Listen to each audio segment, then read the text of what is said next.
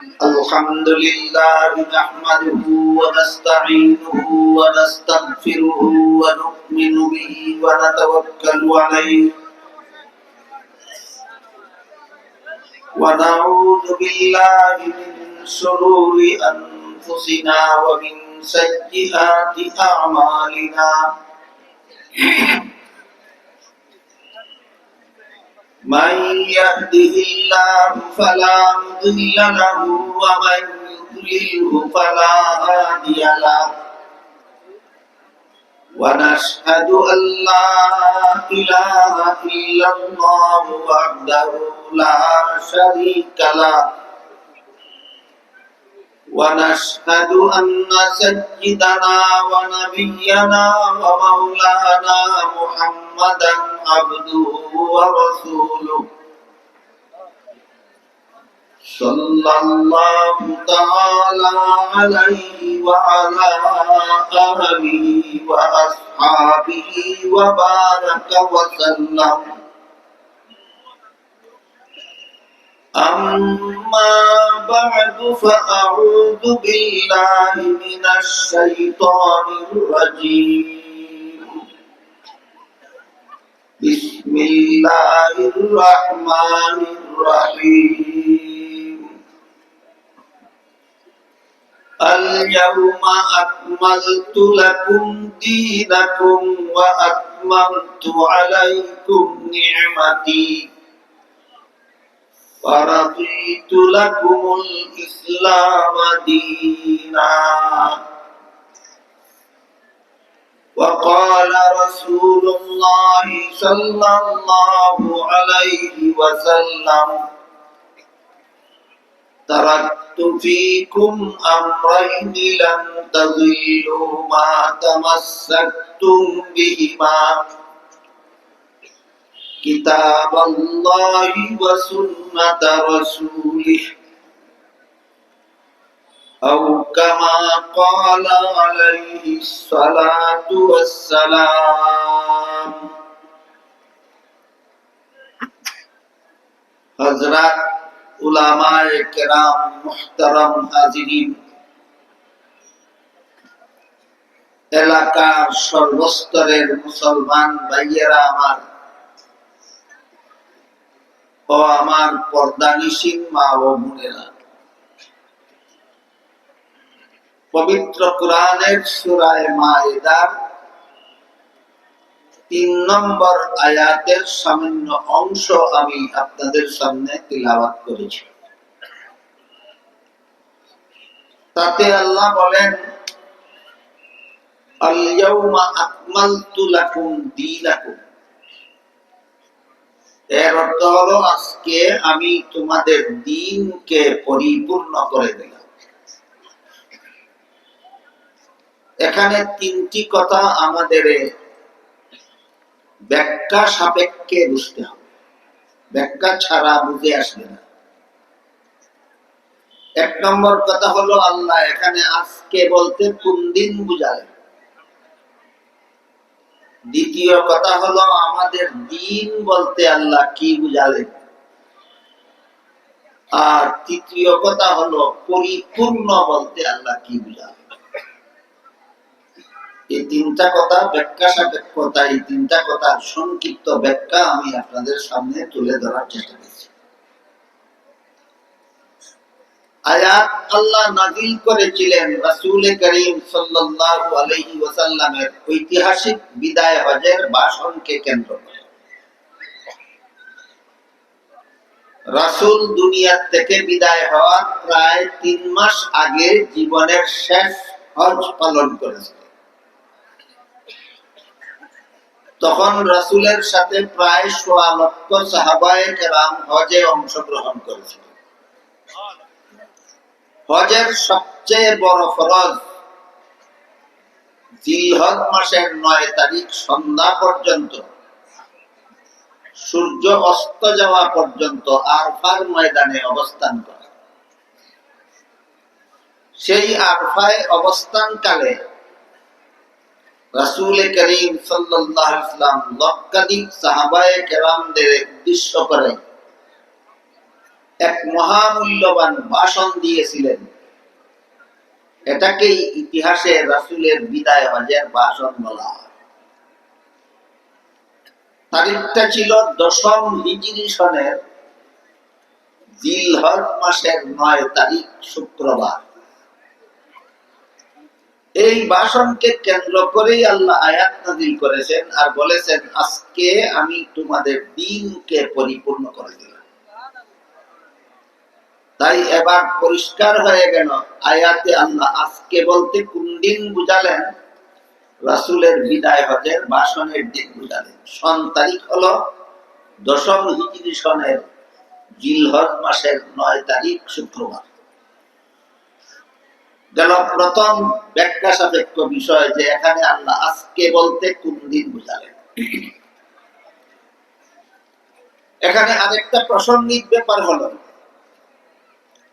ভাষণ শেষে রাসূল সাহাবাদের, লক্ষাধিক সাহাবাদের উদ্দেশ্য করে জিজ্ঞাসা করেছিলেন যে আল্লাহ আমার কাছে যা কিছু নাযিল করেছেন সবগুলি তোমাদের কাছে পৌঁছে দিয়েছি কিনা। এটা জিজ্ঞাসা করার কারণ হলো, আল্লাহ ইতিপূর্বে রাসূলের কাছে একটি আয়াত নাযিল করে বলেছিলেন, ইয়া আইয়ুহার রাসূল বাল্লিগ মা উনজিলা ইলাইকা মির রাব্বিক ওয়া ইল্লাম তাফআল ফামা বাল্লাগতা রিসালাতা। এর অর্থ হলো, ইতিপূর্বে আল্লাহ বলেছিলেন, হে রাসূল করিম সাল্লাল্লাহু আলাইহি ওয়াসাল্লাম, আল্লাহর পক্ষ থেকে আপনার কাছে যা কিছু পাঠানো হয়, অর্থাৎ কুরআন আর হাদিস, সবটুকু আমার বান্দাদের কাছে পৌঁছে দিন। একটি কথাও যদি পৌঁছাবার বাকি থাকে তাহলে আপনাকে রাসূল হিসাবে যে দায়িত্ব দেওয়া হয়েছে সে দায়িত্ব পালন হবে না। আল্লাহর একটি কথা পৌঁছাবারও বাকি থাকলে রাসূলের দায়িত্ব পালন হবে না। এই কথাটা অত্যন্ত শক্ত ছিল রাসূলের জন্য। তাই বিদায় হজের ভাষণের শেষের দিকে রাসূল আগে সাহাবাদের সাক্ষী করে বলেছিলেন, হাল বাল্লাগতুকুম, আল্লাহর পাঠানো সব কথা আমি তোমাদের কাছে পৌঁছে দিয়েছি কিনা। সাহাবায়ে কেরাম বলেন, বালা ইয়া রাসূলুল্লাহ, আল্লাহ আপনার কাছে যত কথা পাঠিয়েছিলেন সবগুলি আপনি আমাদের কাছে পৌঁছে দিয়েছেন। তখন রাসূল আল্লাহকে সম্বোধন করে বলেছিলেন, হে আল্লাহ, আপনি সাক্ষী থাকুন, আপনার বান্দারা স্বীকার করছে আপনার পাঠানো সব কথা আমি পৌঁছে দিয়েছি। এই প্রসঙ্গে আল্লাহ সূরা মায়েদার 3 নম্বর আয়াত নাযিল করেন। এই আনুষঙ্গিক কথাটা বুঝে থাকলে আপনারা একটু দয়া করে বলুন তো, রাসূল আল্লাহ প্রদত্ত দায়িত্ব পালনে কি পরিমাণ ত্রুটি করেছিলেন? বিন্দু মাত্র ত্রুটি করেছিলেন? সাহাবায়ে কেরাম বলেন কোন ত্রুটি করেন। রাসূল দাবি করেন কোন ত্রুটি করিনি। আল্লাহ বলেন তোমাদের দ্বীনকে পরিপূর্ণ করে দিলাম। রাসূলের ত্রুটির কারণে না ত্রুটি না করার কারণে? এরপরও যদি কেউ বলে যে রাসূল আল্লাহর দায়িত্ব পালনে, রিসালাতের দায়িত্ব পালনে ত্রুটি করেছিলেন বলে আল্লাহ তাকে ক্ষমা প্রার্থনা করতে বলেছেন, এটা দ্বীনের কথা হবে না বদ্দীনের কথা হবে? এমন বদ্দীনের কথা যারা সমাজে বলে তারাও আজকাল আপনাদের বলে, হে মুসলমান সব আসো, আমরা সব ঐক্যবদ্ধ হয়ে যাই। তোমাদের মতো বদ্দীনের সাথে মুসলমান গিয়ে ঐক্যবদ্ধ হবে নাকি? মুসলমান তো দ্বীন পালনের মাধ্যমে ঐক্যবদ্ধ হওয়ার কথা। আল্লাহ সূরা আলে ইমরানের 103 নম্বর আয়াতে বলেছেন, ওয়াতাসিমু বিহাবলিল্লাহি জামিআন ওয়া লা তাফাররাকু, অর্থাৎ হে মুমিন মুসলমানেরা, তোমরা আল্লাহর দ্বীন পালনের মাধ্যমে ঐক্যবদ্ধ হও। আল্লাহ পরিষ্কার নির্দেশ দিচ্ছেন, বদ্দিন হইয়া ঐক্যবদ্ধ হইল, দিনদার হইয়া ঐক্যবদ্ধ। মুসলমান বদ্দিনী মতবাদ গ্রহণ করে ঐক্যবদ্ধ হতে আল্লাহ বলেছেন না দিনদার হওয়ার মাধ্যমে, দিনদার হওয়ার মাধ্যমে ঐক্যবদ্ধ হওয়ার কথা বলেছেন। কাজেই আমাদেরকে যারাই ঐক্যের দাওয়াত দেবে আমরা তাদেরকে যাচাই করে দেখতে হবে তারা দিনদার না বদ্দিন। যদি বলে রাসূল দায়িত্ব পালনে ত্রুটি করেছেন, আল্লাহ বলেন ত্রুটি করেননি, রাসূল বলেন ত্রুটি করিনি, সাহাবাগণ বলেন ত্রুটি করেননি, তারপরে যদি কেউ বলে রাসূল দায়িত্ব পালনে ত্রুটি করেছেন, তাহলে এরা নিশ্চয়ই দিনদার নয়, বদ্দিন। বদ্দিনের সাথে ঐক্য করার কথা আল্লাহ কোরআনে বলেননি, কোরআনে দিনদারের সাথে ঐক্য করার কথা বলেছে।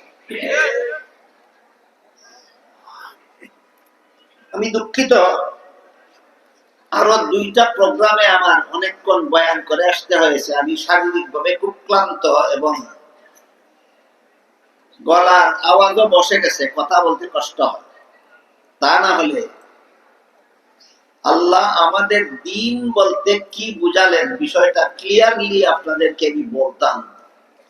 সেই সময় সুযোগ না থাকলেও অন্তত মোটামুটি ভাবে কিছুটা বলার চেষ্টা করব, যেন আপনারা মোটামুটি ভাবে বুঝে যেতে পারেন এবং জীবনভর মনে রাখতে পারেন।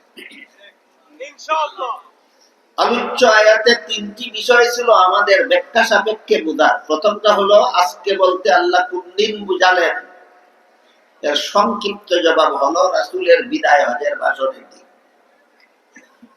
তারিখটা হলো 10ম হিজরি সনের জিলহজ মাসের 9 তারিখ শুক্রবারে আল্লাহ আয়াত নাযিল করে বলেন, আজকে আমি তোমাদের দিনকে পরিপূর্ণ করে দিলাম। বলতে পারবেন এবার কেউ এখানে আজকে বলতে কোন দিন? বিদায় হজের ভাষণ। 2 নম্বর ব্যাখ্যা সাপেক্ষ কথাটা হলো আমাদের দিন বলতে আল্লাহ কি বুঝালেন। এই দিন শব্দটা আল্লাহ কোরআনে বিভিন্ন আয়াতে বিভিন্ন অর্থে ব্যবহার করেছে। সবগুলি আয়াতে একই অর্থে নয়, এক এক আয়াতে দিন শব্দকে আল্লাহ এক এক অর্থে ব্যবহার করেছে। তোর মধ্যে আজকে শুধু আমি আপনাদের একটি আয়াতের উদাহরণ দেব। সূরা শূরা এর 13 নম্বর আয়াতে আল্লাহ বলেন আকিমুদ্দিন। এখানে দিন শব্দকে আল্লাহ ইসলামের বিশুদ্ধ মতবাদ অর্থে ব্যবহার করেছেন। আকিমুদ্দিনের অর্থ হলো তোমরা ইসলামের বিশুদ্ধ মতবাদে অটল থাকো, ইসলামের নামে ভ্রান্ত মতবাদ পোষণ করা।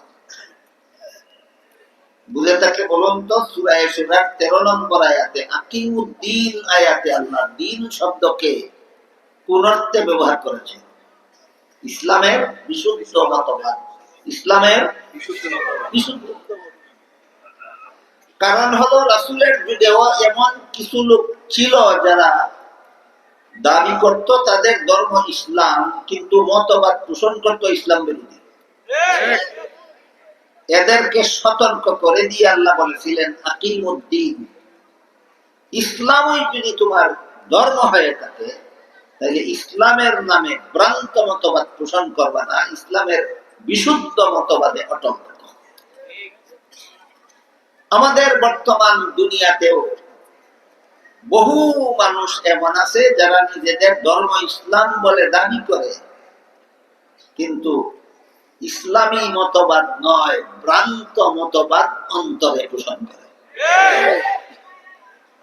এদের মধ্যে এক দলের নাম হলো কাদিয়ানী। কাদিয়ানীরা নিজেদের দলের নাম দিয়েছে আহমদিয়া মুসলিম জামাত। মুসলিম জামাত কথার অর্থই হলো মুসলমানের দল। মুসলিম জামাত শব্দের অর্থই মুসলমানের দল। কিন্তু এরা কতটুকু মুসলমান, এই প্রশ্নের জবাবটা আজও অনেকের কাছে অস্পষ্ট রয়ে গেছে। এই অস্পষ্টতা দূর করার জন্য আগে আমরা পরিষ্কারভাবে বোঝার চেষ্টা করি যে আসলে মুমিন মুসলমান কাকে বলে। ওইটা বুঝলেই কাদিয়ানি মুসলমান না অমুসলমান সেটা পরিষ্কারভাবে বুঝে। যার মধ্যে ঈমান আছে সেই মুমিন, সেই মুসলমান। আর ঈমান কাকে বলে এই প্রশ্নের অতি সংক্ষিপ্ত জবাব হলো আল্লাহ কোরআনে যা কিছু বলেছেন সবগুলি সঠিক বলেছেন, এই কথা বিশ্বাস করার নাম ঈমান। আল্লাহ কোরআনে যা কিছু বলেছেন সবগুলি সঠিক বলেছেন, এই কথা বিশ্বাস করার নাম ঈমান। তাদের কোরআনের কোনো কথা যদি কেউ সন্দেহ করে, ঠিক না ঠিক, কোরআনের কোনো কথার বিরুদ্ধে যদি কেউ কোনো আপত্তি উত্থাপন করে, তাহলে তার আর ঈমান থাকে না, সে বেঈমান কাফের হয়ে যায়। খুব সংক্ষেপে বলছি, যেহেতু আমি আগেই বলেছি আমি শারীরিক ভাবে অসুস্থ, গলার ও আওয়াজ বসে গেছে, কথা বলতে খুব কষ্ট হচ্ছে। আর না হলে আমি ঈমানের বিস্তারিত বিবরণ আপনাদের সাথে তুলে ধরতাম। তারপরও যেটুকু বলেছি জীবন বর্মনে রাখার মতো, যে আল্লাহ কোরআনে যত কথা বলেছেন সবগুলি সঠিক বলেছেন বলে বিশ্বাস করার নাম ঈমান। আল্লাহ কোরআনের এক আয়াতে বলেছেন লা ইলাহা ইল্লাল্লাহ, তাই লা ইলাহা ইল্লাল্লাহ বিশ্বাস করার নাম ঈমান। আর এক আয়াতে বলেছেন মুহাম্মাদুর রাসূলুল্লাহ, তাই মুহাম্মাদুর রাসূলুল্লাহ বিশ্বাস করার নাম ঈমান। এভাবে আল্লাহ কোরআনে যত কথা বলেছেন সবগুলি সঠিক বলেছেন, বিশ্বাস করার নাম ঈমান। কোরআনের কোনো কথা যদি কেউ বিশ্বাস করে না, তখন আর মুমিন মুসলমান থাকে না, বেঈমান কাফির হয়ে যায়। এই কথাটা বোঝার পরে এখন আমরা বোঝার চেষ্টা করব কাদিয়ানি মুসলমান না কাফির। আপনার জবাব দিবেন, জবাব করে দিবেন। আমরা এখন বোঝার চেষ্টা করব কাদিয়ানি মুসলমান না কাফির। পবিত্র কোরআনের সূরা আহজাবের 40 নম্বর আয়াতে আল্লাহ আমাদের নবীকে একটা উপাধি দিয়েছেন, সেটা হলো খাতামুন নবিয়্যিন।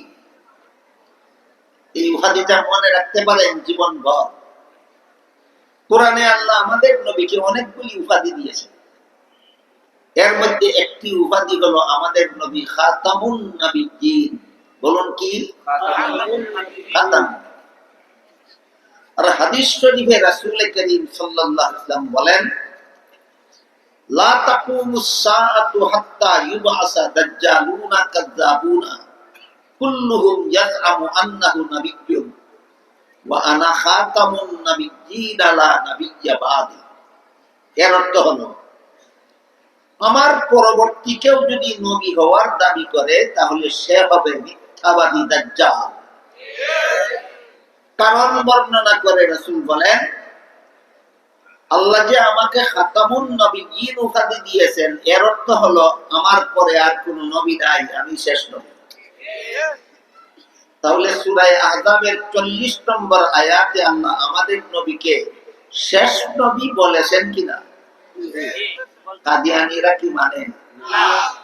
এবার বলুন, কাদিয়ানীরা কোরআনের কোন সূরার কত নম্বর আয়াত মানে না? এবার বলেন মুসলমান না কাফের? কোন সূরার কত নম্বর আয়াত না মানার কারণে কাফের? সূরা আহজাবের 40 নম্বর আয়াত না মানার কারণে। অথচ নিজেদের দলের নাম দিয়েছে আহমদিয়া, মুসলিম জামাত, মুসলমানের দল। এই ধরনের প্রতারণা চক্রান্ত যেন কেউ ইসলামের নামে না করতে পারে, তাই আল্লাহ সূরা শুরার 13 নম্বর আয়াতে বলেছেন আকিমুদ্দিন, ইসলামের বিশুদ্ধ মতবাদে অটল থাকো, সত্যই যদি তুমি মুসলমান হয়ে যাও। তাহলে কাদিয়ানীরা ইসলাম তাদের ধর্ম বলে তো দাবি করে, কিন্তু ইসলামের বিশুদ্ধ মতবাদে বিশ্বাসী না, কুফরি মতবাদে বিশ্বাসী। এই হলো ইসলামের নামে ভ্রান্ত মতবাদের একটা স্তর, এমন ভ্রান্ত যে ভ্রান্ত মতবাদের কারণে কোরআনের কোনো না কোনো আয়াত অমান্য করা অবধারিত হয়ে পড়ে। যে কোনো মুসলমানের যে কোনো মতবাদ যদি এমন ভ্রান্ত হয় যে ভ্রান্তির কারণে কোরআনের কোনো আয়াত অমান্য করা অবধারিত হয়ে পড়ে, তখন এই মতবাদ এর কারণে তার ঈমান ইসলাম থাকে না, সে বেঈমান কাফির হয়ে যায়। আর এক ধরনের ভ্রান্ত মতবাদ আছে ইসলামের নামে, যে ভ্রান্ত মতবাদ পোষণ করলে সরাসরি কাফেরও হয় না, আবার নির্ভেজাল মুসলমানও থাকে না। সরাসরি কাফেরও হয় না, আবার নির্ভেজাল মুসলমানও থাকে না। এই দ্বিতীয় প্রকারের ভ্রান্ত মতবাদ সম্পর্কে আমাদের সমাজে আলোচনা হয় না বললেও চলে, যে কারণে সাধারণ মুসলমান জানেই না যে এমন কোন ভ্রান্ত মতবাদ আছে যেটা পোষণ করলে কাফেরও হয় না, আবার নির্ভেজাল মুসলমানও থাকে না। এবার আমি এরকম একটা ভ্রান্ত মতবাদের উদাহরণ দিব আপনাদের। উদাহরণটা বোঝার আগে আমরা একটা উদাহরণ বুঝে নিই। একটা গ্লাসের মধ্যে যদি আপনি এক কাপ পিওর দুধ রাখেন, যার মধ্যে এক ফোঁটা পানিও নেই, তাহলে এটাকে আমরা কি ভেজাল দুধ বলবো না খাঁটি দুধ বলবো? আর একটা গ্লাসের মধ্যে যদি কাপের দ্বারা এক কাপ পিওর পানি রাখেন, যার মধ্যে এক ফোঁটা দুধ নেই, এই পানিটাকে কি আমরা ভেজাল পানি বলবো না পিওর পানি বলবো? আর একটা গ্লাসের মধ্যে যদি এক গ্লাস দুধ রাখার পরে এক চামচ কেরোসিন তেল রাখে, বলেন দুধের পরিমাণ কত আর কেরোসিন কি পরিমাণ? আমার উদাহরণ বুঝে থাকলে বলুন, এই গ্লাসটার মধ্যে পিওর কেরোসিন আছে না পিওর দুধ আছে, না দুটোটাই ভেজাল? এই ধরনের ভেজাল মুসলমান আছে কিছু, পুরোটাই বেঈমান, পুরোটাই কাফের না, পুরোটাই ইমানদার না, কিছু কুফরিও আছে, কিছু ইমানও আছে, কিছু কুফরিও আছে, কিছু ইমানও আছে। এক কাপ দুধ আর এক চামচ কেরোসিনের বিস্তৃত যেমন ভাবে দুধটাও পিওর দুধ নয়, কেরোসিনও পিওর কেরোসিন নয়, ঠিক কিছু মুসলমানের ভ্রান্ত মতবাদ এমন আছে যে এটা পুরাপুরি ইমানও না আর পুরাপুরি কাফেরও না, এর মাঝামাঝিতে অবস্থান করে। এর একটা উদাহরণ শুনুন।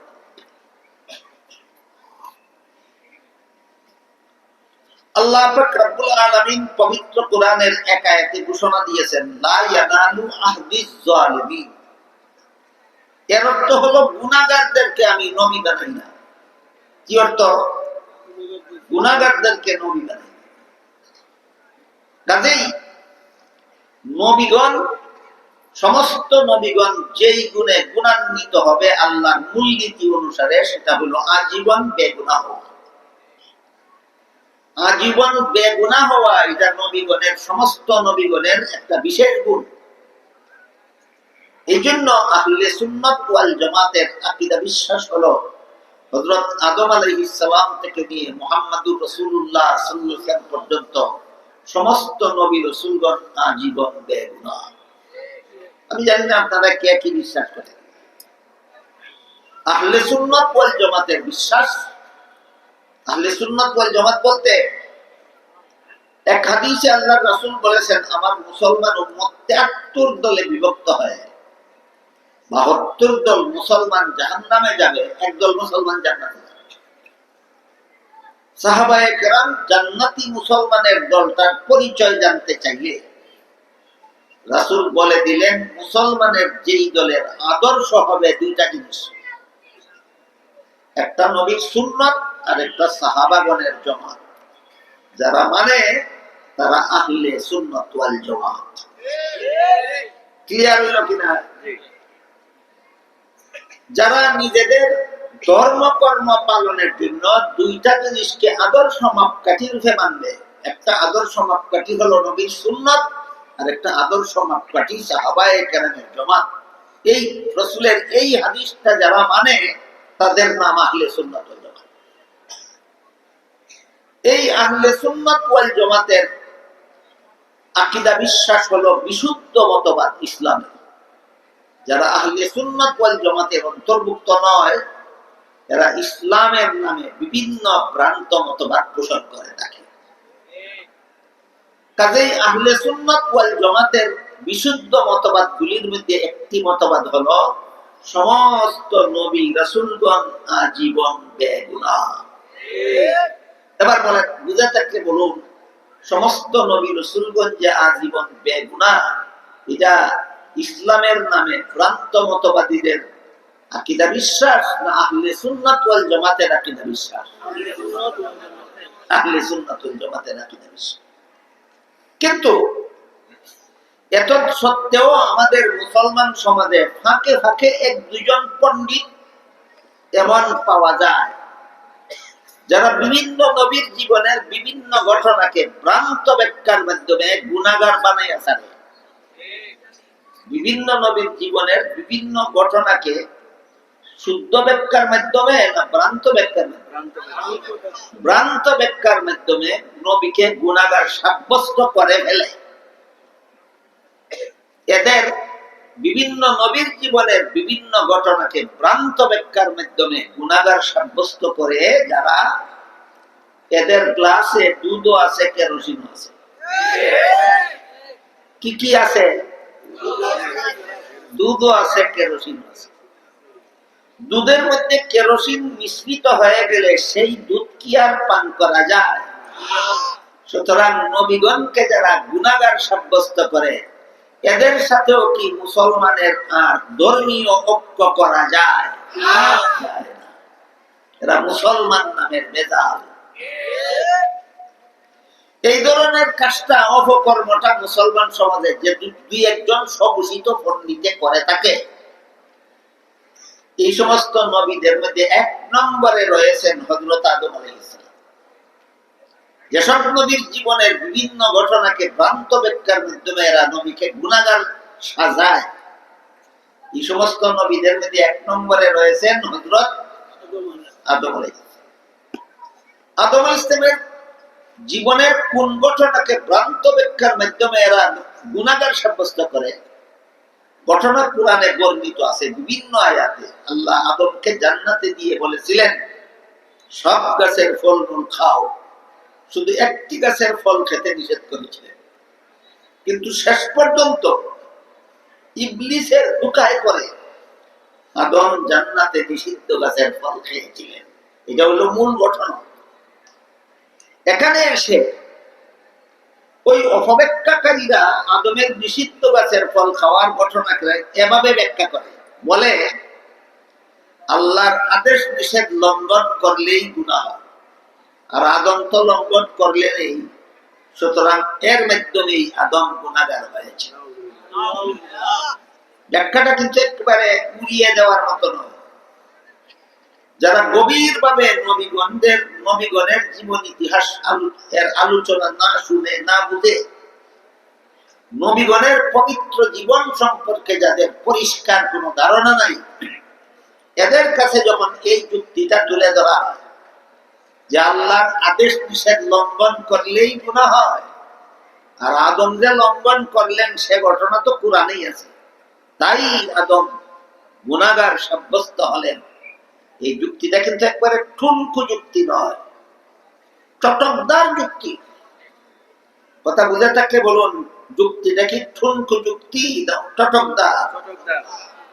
এই জন্য অনেক সরল মুসলমান এর গভীরে না যাওয়ার কারণে, আসল বিষয়টা সঠিকভাবে না বোঝার কারণে এদের চটকদার যুক্তিতে দিশেহারা হয়ে আদমকে গুনাহগার বিশ্বাস করে ফেলে। এই ধরনের যুক্তি দিয়া মুসলমানদের যারাই নবীগণকে গুনাহগার সাব্যস্ত করে, আমি আমার অনুসন্ধানে দেখেছি এই ধরনের যুক্তি, এই ধরনের নবীগণের জীবনের কোন ঘটনার এমন ব্যাখ্যা, এটা মুসলমানি ব্যাখ্যা নয়, এটা খ্রিস্টানি ব্যাখ্যা।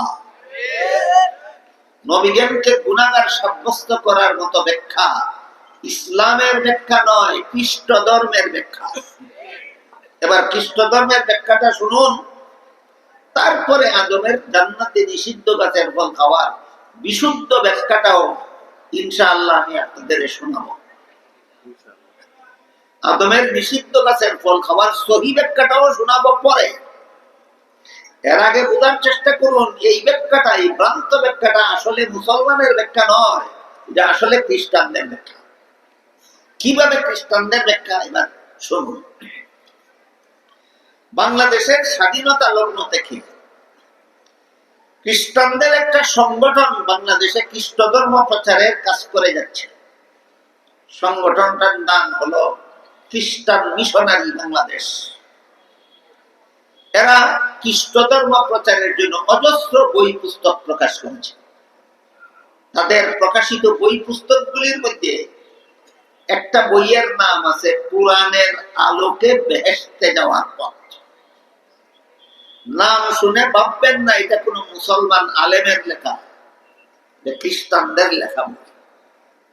আমার কথা বুঝে থাকলে বলুন, কোরআনের আলোকে বেহেশতে যাওয়ার পথ বইটা কোন মুসলমান আলেমের লেখা না বাংলাদেশি খ্রিস্টানদের লেখা? খ্রিস্টানদের লেখা। এই বইয়ে যতগুলি বাজে কথা লেখেছে, এর মধ্যে দু চারটা বাজে কথা আপনাদের শোনাই। সর্বপ্রথম বাজে কথাটা লিখেছে, প্রথম মানুষ আদম প্রথম পাপিষ্ট। কি ছিল আদমের পাপ? জান্নাতে নিষিদ্ধ গাছের ফল খাওয়া ছিল আদমের পাপ। খ্রিস্টানদের বইয়ের রেফারেন্স বুঝে থাকলে বলুন, জান্নাতে নিষিদ্ধ গাছের ফল খাওয়ার কারণে আদমকে পাপিষ্ট সাব্যস্ত করা, এটা মুসলমানের মতবাদ না খ্রিস্টানদের মতবাদ? তাহলে মুসলমানদের মধ্যে যারা এই যুক্তি দিয়া থাকে আর আদমকে গুনাহগার বলে থাকে, কোন সন্দেহ নাই এদের মস্তকটা খ্রিস্টানেরা ধুলাই করে ফেলেছে। এদের মস্তক কার দ্বারা ধুলাইকৃত? খ্রিস্টানদের দ্বারা ধুলাইকৃত মস্তক। এইরকম ধুলাইকৃত মস্তিষ্ক সম্পন্ন অপব্যাখ্যাকারীদের বর্তমান বিশ্বে একজন অপব্যাখ্যাকারী নামধারী মুসলমানের নাম সাদ সাহেব। সাদ সাহেব বলে জাকারিয়া আলাইহিস সালাম আল্লাহর দরবারে শাস্তিযোগ্য অপরাধ করেছিলেন। ইউসুফ আলাইহিস সালাম আল্লাহর দরবারে শাস্তিযোগ্য অপরাধ করেছিলেন। মুসা আলাইহিস সালাম আল্লাহর দরবারে শাস্তিযোগ্য অপরাধ করেছিলেন। এমনকি মুহাম্মদুর রাসূলুল্লাহ সাল্লাল্লাহু আলাইহি ওয়াসাল্লাম আল্লাহর দরবারে শাস্তিযোগ্য অপরাধ করেছিলেন। আমি যতক্ষণ কথা বলেছি আপনারা যারা শুনেছেন বুঝেছেন, বলুন এই কথাগুলি সাদ সাহেব কোন মুসলমানের মস্তিষ্ক প্রসূত কথা বলে না খ্রিস্টানি মতবাদের কথা মুসলমান সমাজে প্রচার করে? খ্রিস্টানি মতবাদের কথা মুসলমান সমাজে প্রচার করে। পরিষ্কার হয়ে গেল এই লোকটা ইহুদি খ্রিস্টানের দালাল। দীর্ঘদিন আমি এই কথা বলেছি, যেদিন দেখেছি সে নবীগণকে গুনাহগার বলে সেদিন থেকে আমি বলেছি যে খ্রিস্টানের দালাল। কিন্তু বেশি লোকে আমার কথাটা সহজে মানতে রাজি ছিল না।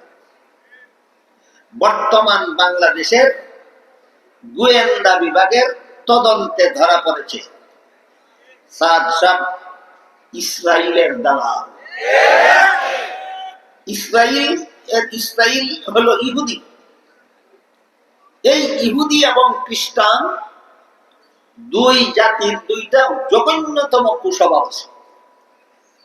খ্রিস্টানদের কুস্বভাব হলো নবীগণকে গুনাহগার সাব্যস্ত করা, আর ইহুদিদের কুস্বভাব হলো যারা সঠিক পথে ধর্ম পালন করে এদেরকে হত্যা করে দেয়। উভয়টা স্বভাব সাদের অনুসারী সাদিয়ানীদের মধ্যে বিদ্যমান। এরা একদিকে নবীগণকে গুনাহগার সাব্যস্ত করে, অপরদিকে যারা গুনাহগার মানে না এরা এদেরকে টঙ্গীর ময়দানে হত্যা করে। সুতরাং সাতপন্থী অনুসারীদের মধ্যে দুই দুই বেদিন জাতির দুইটা জঘন্যতম কুস্বভাব বিদ্যমান। একটা কুস্বভাব হলো নবীগণকে গুনাহগার সাব্যস্ত করা, আর একটা কুস্বভাব হলো এই ভ্রান্ত মতবাদ যে মুসলমান মানে না তাকে হত্যা করে ফেলা। খ্রিস্টানরা সেই বইয়ে আরো লিখেছে, প্রথমে লিখেছে প্রথম মানুষ আদম প্রথম পাপিষ্ঠ, জান্নাতের নিষিদ্ধ গাছের ফল খাওয়া ছিল তার পাপ, তাই পাপিষ্ঠ আদমের বংশে যত নবী জন্ম হয়েছে সবগুলি নবী জন্মগত পাপিষ্ঠ। কি ছিল অন্যান্য নবীর পাপ? বইয়ে লেখে পাপিষ্ঠ আদমের বংশে জন্ম হওয়াটাই ছিল অন্য নবীদের পাপ। বলুন আপনারা, কেউ কি নিজের ইচ্ছায় জন্ম হয় না আল্লাহর ইচ্ছায়?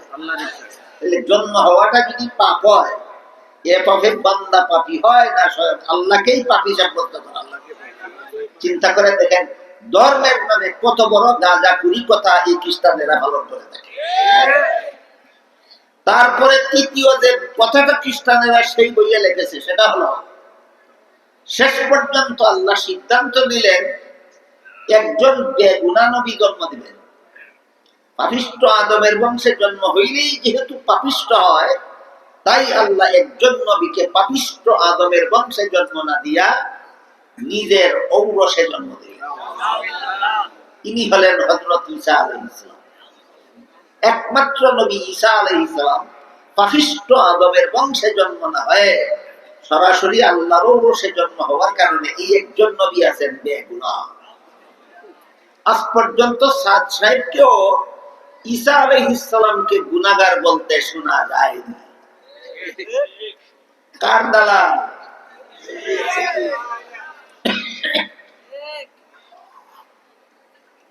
আপনারা কি বুঝতে পারলেন যে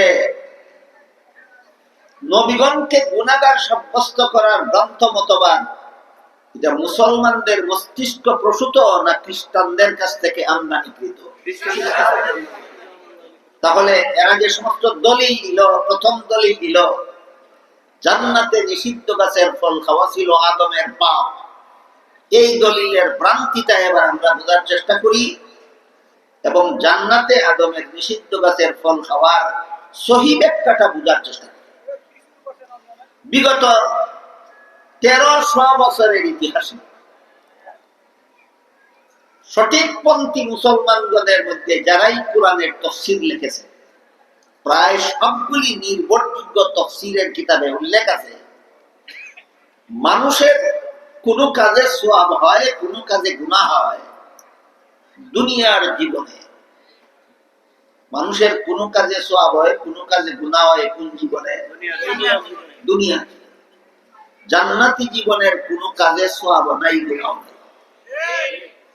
এবার বলুন, আদম নিষিদ্ধ গাছের ফল খেয়েছিলেন কোন জীবনে? এর সাথে সওয়াবেরও কোনো সম্পর্ক নাই, গুনাহেরও কোনো সম্পর্ক। এইটা হলো সহিহ ব্যাখ্যা। এখন কোন ব্যাখ্যাটা গ্রহণযোগ্য আর কোন ব্যাখ্যাটা গ্রহণযোগ্য নয়, এর একটা স্কেল বা মাপকাঠি আমি আপনাদের হাতে তুলে দিতে চাই। আল্লাহ কোরআনে বলেছেন গুনাহগারদেরকে আমি নবী বানাই না। কাজেই যে ব্যাখ্যার দ্বারা আদম গুনাহগার সাব্যস্ত হয়, এই ব্যাখ্যা গ্রহণ করলে আল্লাহর মূলনীতি রক্ষা হয় না লঙ্ঘন হয়? এটাই প্রমাণ তোমার ব্যাখ্যাটা ভুল। আর যে ব্যাখ্যা গ্রহণ করলে নিষিদ্ধ গাছের ফল খাওয়াতে আদম গুনাহগার সাব্যস্ত হয় না, এই ব্যাখ্যার দ্বারা আল্লাহর মূলনীতি লঙ্ঘন হয় না রক্ষা হয়? এটাই প্রমাণ এই ব্যাখ্যাটা হলো শুদ্ধ ব্যাখ্যা। কাজেই নবীগণকে গুনাহগার সাব্যস্ত করা, বিভিন্ন নবীর জীবনের বিভিন্ন ঘটনাকে অপব্যাখ্যা করে ভ্রান্ত ব্যাখ্যার মাধ্যমে নবীগণকে গুনাহগার সাব্যস্ত করলে সে নির্বেজাল মুসলমান থাকে না, মুসলমান নামে বেজাল। এরকম বেজাল মুসলমানদের সাথে সত্যিকারের মুসলমানদের ঐক্যবদ্ধ হওয়ার কথা আল্লাহ বলেন। আল্লাহ বলেছেন আকিমুদ্দিন, ইসলামের বিশুদ্ধ মতবাদে ঐক্যবদ্ধ হও। ভেজাল মুসলমানের সাথে ঐক্যবদ্ধ হওয়া বলেছেন না বিশুদ্ধ মুসলমানের সাথে? বিশুদ্ধ মুসলমান। নবীগণকে গুনাহগার মনে করলে বিশুদ্ধ মুসলমান না ভেজাল মুসলমান? নবীগণকে বেগুনাহ মনে করলে ভেজাল মুসলমান না বিশুদ্ধ মুসলমান? এবার বলুন আল্লাহ কোন মুসলমানের সাথে ঐক্যবদ্ধ হতে বলেছে? বিশুদ্ধ মুসলমান। নবীগণকে বেগুনাহ বিশ্বাস করলে বিশুদ্ধ মুসলমান, তার সাথে ঐক্যবদ্ধ হও। নবীগণকে গুনাহগার মনে করলে মুসলমান নামের ভেজাল, তার সাথে ঐক্যবদ্ধ হওয়ার কথা আল্লাহ কোরআনে বলেননি।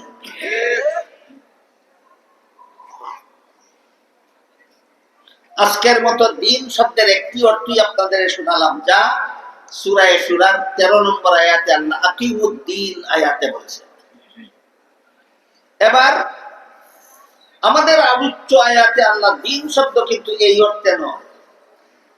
সূরা মায়েদার 3 নম্বর আয়াতে আল্লাহ বলেছেন আল ইয়াউমা আকমালতু লাকুম দীনাকুম, আজকে আমি তোমাদের দ্বীনকে পরিপূর্ণ করে দিলাম।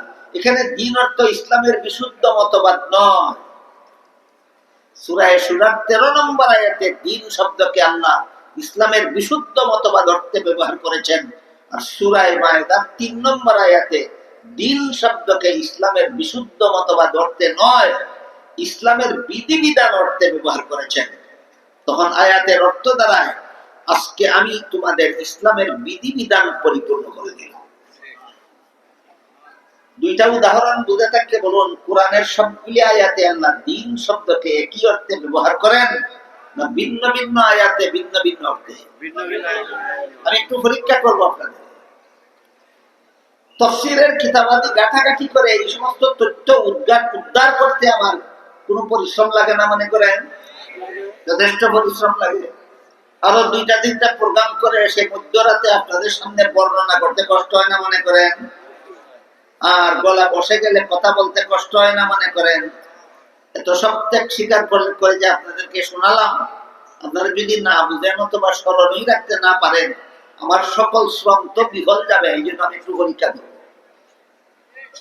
পরীক্ষাটা হলো সূরা শুরার 13 নম্বর আয়াতে যে আল্লাহ বলেছেন আকিমুদ্দিন, এখানে দ্বীন শব্দকে আল্লাহ কোন অর্থে ব্যবহার করেছেন? বিশুদ্ধ, ইসলামের বিশুদ্ধ মতবাদ। সূরা মায়েদার 3 নম্বর আয়াতে আল্লাহ বলেছেন আল ইয়াউমা আকমালতু লাকুম দীনাকুম, এখানে দ্বীন অর্থ কি বিশুদ্ধ মতবাদ না ইসলামের বিধিবিধান? দুইটা উদাহরণের দ্বারা কি বুঝতে পারলেন আল্লাহ দ্বীন শব্দকে কোরআনের বিভিন্ন আয়াতে একই অর্থে ব্যবহার করেন না, বিভিন্ন আয়াতে বিভিন্ন অর্থে ব্যবহার করেন। সূরা মায়েদার 3 নম্বর আয়াতে আল্লাহ বলেছেন আল ইয়াউমা আকমালতু লাকুম দীনাকুম, এখানে দ্বীন শব্দকে ইসলামের বিধিবিধান অর্থে ব্যবহার করেছেন। তাই আয়াতের অর্থ দাঁড়ালো বিদায় হজের ভাষণের দিন আমি তোমাদের ইসলামের বিধিবিধানকে পরিপূর্ণ করে দিলাম।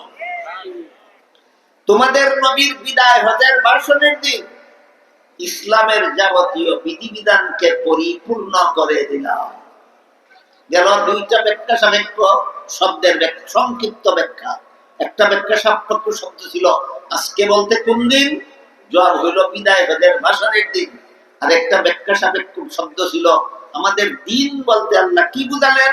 এখানে আল্লাহ আমাদের দিন বলতে ইসলামের বিধিবিধান বুঝালেন। বাকি রইল আর একটা কথা, পরিপূর্ণ বলতে আল্লাহ কি বুঝালেন? ইসলামের বিধিবিধান যে আল্লাহ আমাদের নবীর বিদায় হজের ভাষণের দিনে পরিপূর্ণ করে দিলেন, পরিপূর্ণ বলতে কি বুঝালেন? এখানে পরিপূর্ণ বলতে বুঝালেন ইসলামের বিধিবিধান মানব জীবনের সব সমস্যার সমাধান। এই হলো পরিপূর্ণতার অর্থ। ইসলামের বিধিবিধান মানব জীবনের সব সমস্যার সমাধান, এই হইল পরিপূর্ণতার অর্থ। তবে হযরত আদম আলাইহিস সালাম থেকে নিয়ে মুহাম্মদুর রাসূলুল্লাহ সাল্লাল্লাহু আলাইহি ওয়াসাল্লাম পর্যন্ত সমস্ত নবী রাসূল একমাত্র ইসলাম ধর্ম প্রচার করেছেন। সমস্ত নবী রাসূল কতগুলি ধর্ম প্রচার করেছেন? একটি মাত্র, নাম হলো ইসলাম। বুঝে থাকলে এবার বলুন, আদম আলাইহিস সালাম কোন ধর্ম প্রচার করেছেন? ইসলাম।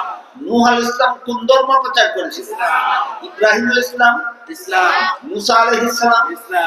ঈসা আলাইহিস সালাম? ইসলাম। মুহাম্মদুর রাসূলুল্লাহ সাল্লাল্লাহু আলাইহি ওয়াসাল্লাম ইসলাম ধর্ম প্রচার করেছেন। কাজেই ইসলাম ধর্ম ছাড়া অন্য কোন ধর্ম যদি কেউ পালন করে, বুঝে শুনে জবাব দিবেন সে কোন নবীর ধর্ম পালন করে। বুঝেন নাই? আবার বলি, আদম আলাইহিস সালাম থেকে নিয়ে মুহাম্মদুর রাসূলুল্লাহ পর্যন্ত সমস্ত নবী রাসূল ইসলাম ধর্ম প্রচার করেছে। সুতরাং ইসলাম ছাড়া অন্য কোন ধর্ম যারা পালন করে এরা কোন নবীর ধর্ম পালন করে? এই জন্য আল্লাহ সূরা আলে ইমরানের 85 নম্বর আয়াতে বলেন, মাই ইয়াবতাগি গায়রাল ইসলামি দীনান ফালাই ইউকবালা মিনহু। ইসলাম ছাড়া আর কোন ধর্মই আল্লাহর কাছে গ্রহণযোগ্য নয়। কিন্তু এখানে আবার আরেকটা প্রশ্ন আছে, সেটা হলো সূরাতুল বাকারার 256 নম্বর আয়াতে আল্লাহ বলেছেন, লা ইকরাহা ফিদ্দীন। ধর্মের বেলায় বল প্রয়োগ চলবে না। সমস্ত ধর্মাবলম্বীদের যার যার ধর্ম পালনের স্বাধীনতা দিতে হবে। তাই প্রশ্ন জাগে, ইসলাম ছাড়া আর কোন ধর্মই যদি আল্লাহর কাছে গ্রহণযোগ্য না হয়, তাহলে পালন করার স্বাধীনতা দিলেন কেন? আর পালন করার স্বাধীনতাই যদি দিলেন, তাহলে গ্রহণযোগ্য হবে না কেন? প্রশ্নটা কিন্তু সহজ নয়। এই কঠিন কথার কঠিন প্রশ্নের জবাব উদাহরণের মাধ্যমে বোঝা সহজ হয়। তাই আমি আপনাদের সামনে আগে একটা উদাহরণ তুলে ধরি। যে কোনো শিক্ষা প্রতিষ্ঠানের ছাত্রদের শিক্ষাদান সমাপ্ত করার পর কোন পরীক্ষা হয়। পরীক্ষার্থী ছাত্ররা যখন প্রশ্নপত্র হাতে নিয়ে পরীক্ষার হলে বসে, সবগুলি পরীক্ষার্থী কি প্রশ্নের জবাব সঠিক লেখে না অনেকে ভুল লেখে? ভুল লেখলে পাস করবে না ফেল করবে? ভুল লেখলে ফেল করবে জানা কথা। বাধা দাও না কেন? আর বাধাই যদি দাও না তাইলে ফেল করবে কেন? ওই প্রশ্নের যেই জবাব ইসলাম ছাড়া আর কোন ধর্ম গ্রহণযোগ্যই না হলে পালন করতে বাধা দেব না কেন? আর বাধাই যদি দেব না তাহলে গ্রহণযোগ্য হবে না কেন? এই প্রশ্নেরও সেই জবাব। উভয় প্রশ্নের একই জবাব। জবাব হইল নিয়ম রক্ষার জন্য। পরীক্ষার্থী ছাত্র প্রশ্নের জবাব ভুল লেখলে ফেল করবে নিশ্চিত, তারপরও বাধা দেওয়ার নিয়ম নাই। তেমনি ভাবে ইসলাম ছাড়া আর কোন ধর্ম পালন করলে জাহান্নামে যাবে নিশ্চিত, তারপরও বাধা দেওয়ার নিয়ম নাই। এই সুযোগে যদি কোন ছাত্র ইচ্ছা মতো প্রশ্নের জবাব ভুল লেখে, তাহলে যেভাবে পরকালে তার কপালে পরীক্ষার ফলাফল বুড়ার দিন ছাড়া আর কিছু নাই, তেমনি ভাবে কেউ যদি এই সুযোগে ইসলাম ছাড়া আর কোন ধর্ম পালন করে, তার কপালেও পরকালে জাহান্নাম ছাড়া আর কিছু নাই। এই কথাগুলি পরিষ্কার ভাবে আলোচনা না হওয়ার কারণে, পরিষ্কার ভাবে সমস্ত মুসলমানের জানা না থাকার কারণে মারাত্মক রকমের একটা শয়তানি স্লোগান সমাজে চালু হয়ে গেছে। সেটা হলো ধর্ম যার যার, উৎসব সবার। একটা শয়তানি স্লোগান, ধর্ম যার যার, উৎসব সবার। আমি স্লোগানটা যদি একটু সময়ের জন্য মেনে নেই, ধর্ম যার যার, উৎসব সবার, সুতরাং মুসলমানেরাও হিন্দু ধর্মের দুর্গা পূজার উৎসবে গিয়ে মিষ্টি খাবে, যেহেতু উৎসব সবার। এই শয়তানি কথাটা চালু করার জন্যই এই শয়তানি স্লোগানটা আবিষ্কার করা হয়েছে। মুসলমানেরা হিন্দুদের দুর্গা পূজার উৎসবে গিয়ে মিষ্টি খাবে, এতে বাধা দেওয়া যাবে না। কেন? ধর্ম যার যার, উৎসব সবার। আমি যদি একটু সময়ের জন্য স্লোগানটা মেনে নেই, আর আমি যদি বলি ঠিক আছে, ধর্ম যার যার, উৎসব যেহেতু সবার, কাজেই হিন্দুদেরকেও মুসলমানদের ঈদুল আজহার গরুর গোশত খেতে হবে, যেহেতু ধর্ম যার যার, উৎসব সবার। কোন হিন্দু কি মুসলমানের ঈদুল আজহার উৎসবের গরুর গোশত খেতে আসে না? তোমরা কেন যাও? বেহায়া বেলা যাওয়ারা নয়তো, তোমরা তো বেহায়া। কেউ যদি বলে কৃষিকাজ যার যার, ফসল সবার। কেউ যদি বলে ব্যবসা যার যার, মুনাফা সবার। কেউ যদি বলে চাকুরি যার যার, বেতন সবার। আর কোন মাতালে যদি কয় বিয়া যার যার, বউ সবার। যেই রকমের মাতাল যারা বলে ধর্ম যার যার, উৎসব সবার, তারা সেই রকমের মাতাল। আসল ঘটনা হলো কৃষিকাজ যার, ফসল তার, ব্যবসা যার, মুনাফা তার, চাকুরি যার, বেতন তার, বিয়া যার, বউ তার, ধর্ম যার, উৎসব তার। এই ধর্মদার উৎসব তার বোঝাবার জন্যই আল্লাহ সূরাতুল বাকারার 256 নম্বর আয়াতে লা ইকরাহা ফিদ্দীন বলেছেন, তার ধর্ম সে পালন করে, তার উৎসবে তুমি অংশগ্রহণ করবে না, তার উৎসবে তুমি বাধাও দিতে যাইবা না। এতক্ষণে আমি আপনাদের যে কথাটা বোঝাবার চেষ্টা করেছি সেটা হলো সমস্ত নবীগণের প্রচারিত ধর্ম একমাত্র ইসলামের বিধিবিধান পরিপূর্ণ। এই যে আয়াতের অর্থ পরিপূর্ণতা ব্যাখ্যা কি? ইসলামের বিধিবিধান মানব জীবনের সব এই পরিপূর্ণতার ব্যাখ্যা ইসলামের বিধিবিধান মানব জীবনের সব সমস্যার সমাধান। ইসলামের বিধিবিধান মানব জীবনের সব সমস্যার সমাধান। এই কথার একটা উদাহরণ দিয়ে শেষ করি। আমাদের বর্তমান বাংলাদেশের যত সমস্যা আছে, যারা দেশের মঙ্গল অমঙ্গল নিয়ে মাথা ঘামান, যারা রাজনীতি করেন, যারা আন্দোলন করেন, তারা দেখবেন দেশের কি কি সমস্যা আছে, সমাধান কোথায় আছে খুঁজে বের করবেন। এটা আমার কাজ নয়। আমি যে কথাটা বলতে চাচ্ছি সেটা হলো, বেশ কয়েক বছর আগে বাংলাদেশে একটা আদমশুমারি হয়েছে। সেই আদমশুমারিতে দেখা গেছিল বাংলাদেশে 7,75,00,000 পুরুষ আছে আর 8,25,00,000 নারী আছে।